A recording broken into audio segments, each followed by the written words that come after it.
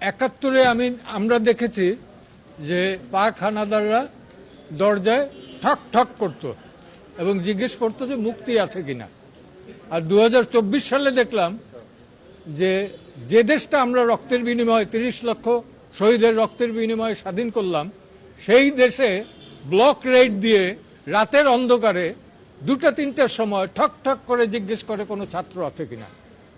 যদি থাকে তাহলে আবার মোবাইলটা চেক করেন, রাস্তাঘাটেও এটা করেন। কোন আইনের বলে করেন, কোন অধিকার বলে করেন? মোবাইল চেক করার রাইট তো কারো নাই। It is absolutely personal affairs. আপনারা জানেন দ্বিতীয় বিশ্বযুদ্ধের সময়